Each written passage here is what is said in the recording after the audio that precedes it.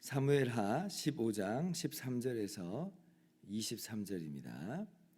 전령이 다윗에게 와서 말하되 이스라엘의 인심이 다 압살롬에게로 돌아갔나이다 한지라.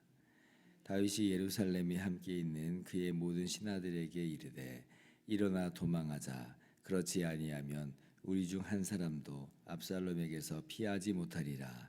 빨리 가자. 두렵건대 그가 우리를 급히 따라와 우리를 해하고 칼날로 성읍을 칠까 하노라. 왕의 신하들이 왕께 이르되 우리 주 왕께서 하고자 하시는 대로 우리가 행하리이다.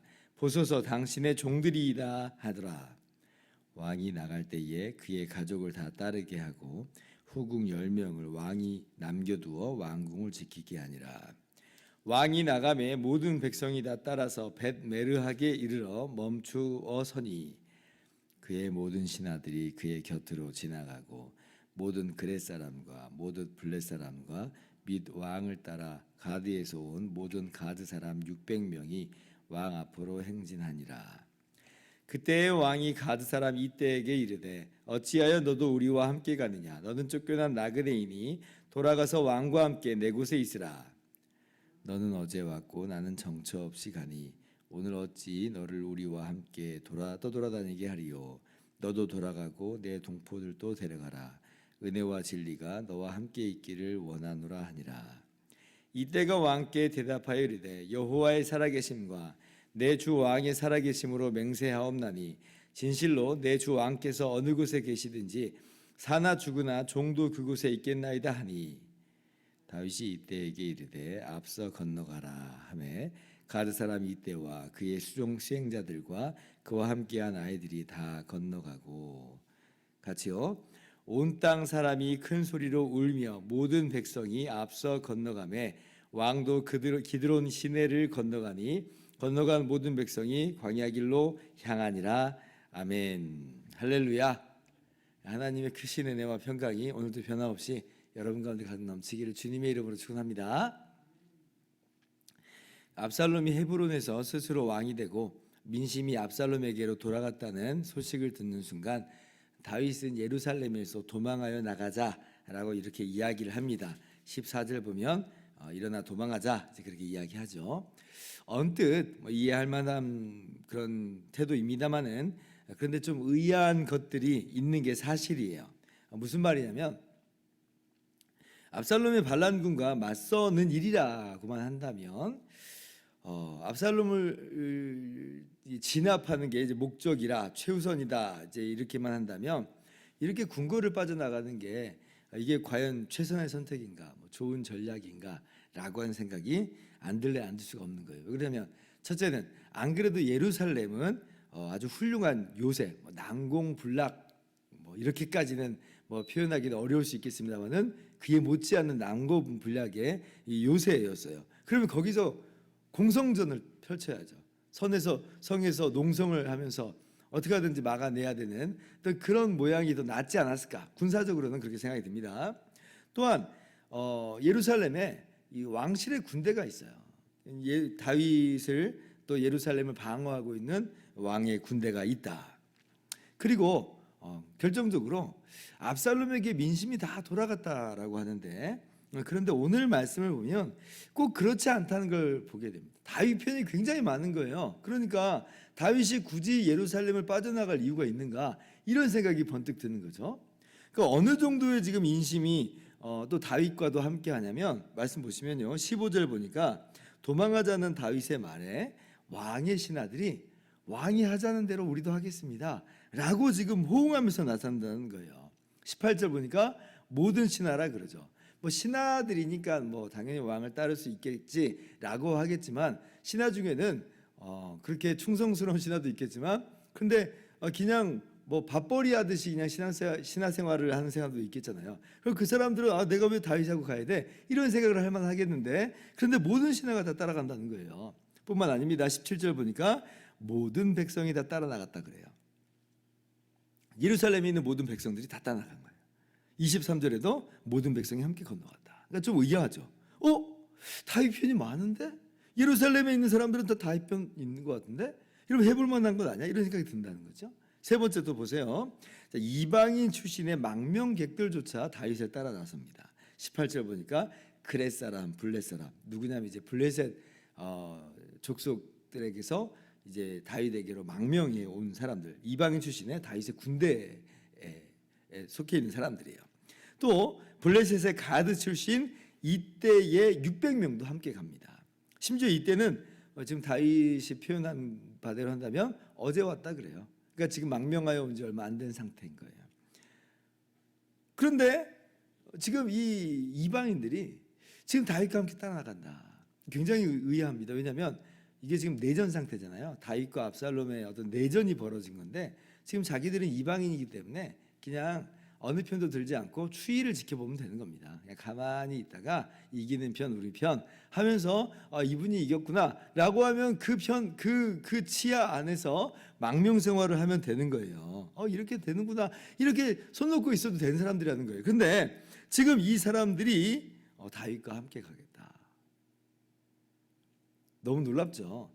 왜냐하면 다윗의 아들은 지금 다윗을 죽이겠다고 반란의 수괴가 되어 있는데 그런데 오히려 다윗하고 아무런 혈연적인 이 관계도 없는 민족도 다른 이방인들이 오히려 우린 다윗과 생사를 같이 하겠습니다 라고 한다는 게요, 이게 얼마나 정말 다윗에게는 가슴 뭉클한 그런 이야기가 됐을까 이렇게 생각을 우리가 해볼 수가 있습니다.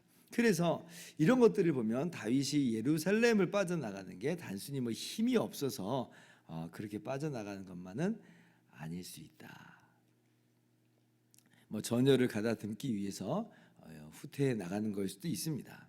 뭐 그렇게 보시는 분들도 있어요. 근데 또 어떤 학자들은 또 이렇게도 이야기를 해요.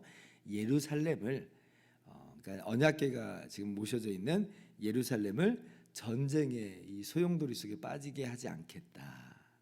그러니까 예루살렘을 전장으로 삼지 않겠다는 거예요. 그런 의미에서 이렇게 빠져나갔다 이렇게 보시는 분들도 있습니다. 한 걸음 더 나가서 또 이렇게도 볼 수 있어요. 그러니까 지금 이게 내가 물러나는 것으로 압살롬의 저희가 뭔지 정확히 좀 알고자 하는 그런 의미도 있을 수 있습니다. 왜냐하면 지금 압살롬이 그래도 뭐 반역을 했지만 아들이니까 아버지에 대해서 어떻게 대우할 것이냐, 그래도 상왕으로 대우할 거냐, 이제 이런 것들을 좀 살펴보고 싶은 마음이 좀 들잖아요. 그래서 지금 이제 왕궁을 빠져나가면서도 후궁 10명을 남겨둡니다. 그래서 궁궐을 지키라는 거예요. 아니, 후궁 10명이 어떻게 궁궐을 지켜요? 근데 그 말은 뭐냐면 그 남겨져 있는 후궁을 어떻게 대우하느냐에 따라서, 그 왕궁을 어떻게 대우하느냐에 따라서 지금 다윗이 압살롬이 다윗을 향한 어떠한 태도를 취할 것인가 가늠해 볼 수 있다라고 하는 거죠. 이러한 그러니까 이유들이 좀 이제 예루살렘을 빠져나가는 이제 그런 맥락 속에서 있다. 그리고 더 제일 중요한 이유는 내일 이제 한번 우리가 함께 나눌 텐데, 하나님께서 어떤 길로 인도하시는가 또 살펴보고자 하는 것도 있어요. 이게 하나님의 징계라고 이제 인정을 하거든요. 하나님의 징계 속에서 그럼 하나님께서 어떠한 처분을 내리시는가, 어떠한 길로 인도하실 것인가라고 하나님의 뜻을 구하는 것으로 지금 이렇게 예루살렘 성을 빠져나가는 다윗의 모습이기도 합니다. 아무튼 이 압살롬의 반역으로 인해서 다윗이 하루아침에 도망자 신세가 돼버렸어요. 얼마나 비참하겠습니까? 어떤 심정이겠습니까? 젊은 날에 그렇게 사울의 그런 소나기에서 도망 다니려고 죽음에서 피하고자 그렇게 광야를 전전했어요. 떠돌아다니는 삶을 살았어요. 근데 또다시 노년이 돼서 이번엔 다른 사람도 아니라 압살롬에 의해서 이렇게 떠돌아다녀야 되는 그런 이 모습이 됐어요. 얼마나 처량합니까? 이게 지금 광야로 가는 그 자체가 비참한 게 아니라 이미 다윗의 마음이 광야죠. 그 어떤 데도 기댈 수 없는, 정말 내 몸에서 난 내 자식이 나를 향해서 오히려 칼을 들고 있으니 다윗의 마음은 굉장히 황폐한 그런 광야와 같은 그런 모습이었을 거예요. 광야다. 그러나 하나님께서는 이런 광야 속에서 우리를 항상 만나주시는 하나님입니다. 그러니까 다윗이 어떻게 보면 가장 영적으로 민감하고 또 맑았을 때는 어디냐면 왕궁에서 있었을 때가 아니라 왕궁에 있었을 때는 오히려 밧세바와의 그런 일들을 우리가 보잖아요. 왕궁에 있을 때는 오히려 범죄하고 그 마음이 둔해졌는데 마음이 광야가 되면 광야 가운데로 나아가면 다시 한번 그 영혼이 맑게 빛나고 다듬어지고 순수하게 되는 걸 우리가 볼 수 있어요. 그래서 어쩌면 지금 다윗이 광야로 나아가는 이 선택은 올바른 선택이고 그리고 탁월한 선택이기도 합니다. 그러니까 광야로 나가는 게 어떻게 보면 참 너무나 힘든 길일 수 있잖아요.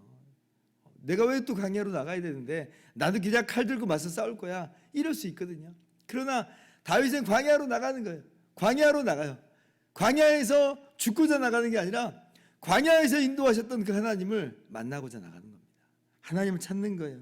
하나님을 구하는 거죠. 우리 삶 속에서도 마찬가지입니다. 같이 칼을 뽑아 들고 맞서 싸우고자 하는 그런 마음이 들 때도 많고 실제 우리도 그렇게 살기도 합니다. 그런데 우리가 꼭 그런 모습만이 우리에게 올바른 모습이겠느냐. 우리에게 힘이 있고 세력이 있으니까 뭐 칼 뽑아버리지 뭐 까짓 거. 그럴 수도 있지만 어쩌면 지금은 우리도 광야로 나가야 되는 시간일 수도 있어요. 광야에서 하나님의 얼굴을 구하고 하나님의 뜻을 구하고 하나님 만나 주십시오. 문제 해결보다도 눈앞에 있는 문제 해결을 넘어서 하나님을 만나고 하나님을 사모하고 주님의 인도하심을 나의 삶 속에서 찾기를 원합니다. 이러한 자세로 이러한 마음으로 우리가 광야로 나아가기를 주저하지 말아야 되겠습니다. 그 길이 그 광야가 말 그대로 정말 광야죠. 그러나 하나님께서는 항상 우리에게 광야 가운데서도 만나 주시고 어쩌면 빛이 하나도 없는 곳에서 별이 더 반짝반짝 보이는 것처럼 광야에서 하나님의 그 은혜의 빛이 더 반짝반짝하게 우리 가운데 다가오고 보여질 줄을 믿습니다. 그러므로 광야에서 우리를 위로해 주시고 동행해 주시고 친구가 되어 주시고 안아 주시는 그런 주님을 만나는 복된 이 시간이 되시기를 주님의 이름으로 축원합니다. 기도하겠습니다.